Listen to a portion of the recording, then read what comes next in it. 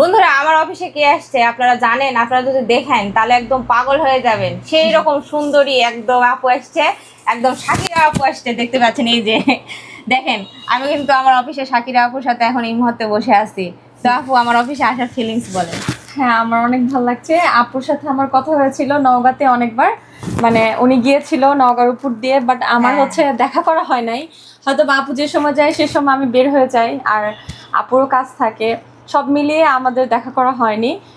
যাই হোক, আজকে আবার আমি আপুকে বলেছিলাম, যেহেতু আমি দেখা করতে পারি নাই, তো আপুকে বলেছি যে আমি যখন মহাদেবপুরে আসবো আমি অবশ্যই নিজ দায়িত্বে তার সাথে দেখা করব। হ্যাঁ। আর তার জন্য আমি সকালবেলা খিচুড়ি খেতে আসি। আমি এখানে মানে মহাদেবপুর এক জায়গায় খিচুড়ি আমার খুবই ভালো লাগে, সেখানে খেতে এসে আমি আপুকে আগে নক করেছি যে আপু, আমি কিন্তু আজকে আসতেছি, আপনি কি আছেন, আর নাকি কাজে বের হয়ে গেলেন। যাই হোক, আমাদের আজকে মানে ফরচুনেটলি আমাদের দেখা হয়ে গিয়েছে। আমার অনেক ভালো লাগছে আপু আপনার অফিসে এসে।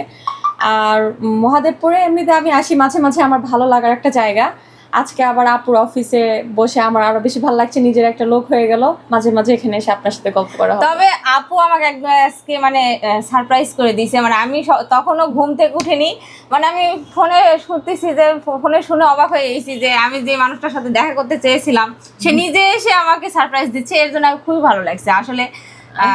আসলে আমরাও যে বলছিলাম যে আপুকে আমি 2 দিন বলেছি যে আপু না, আজকে না কালকে, বা আপু নিজে থেকে ফোন দিচ্ছিল। আর আমার অনেক খারাপ লাগা কাজ করেছে যে আমার সাথে যখন কোনো একটা মানে, আপু তো ব্লগ করেন, আর অন্য মানুষও যখন আমাকে বলে, মানে যারা আমার ভালোবাসার মানুষ বা ফলোয়ার তারাও যখন বলেন, তখন আমার ভিতরে একটা খারাপ লাগা কাজ করে যে আমি কেন দেখা করতে পারলাম না। আর সে থেকে আপুকে ফোন দিয়ে ঘুম থেকে আমি আজকে ডেকে তুলে নিয়ে এসে গল্প করছি। তো আমরা গল্প করি, আপনারা দেখতে থাকেন। আল্লাহ হাফেজ।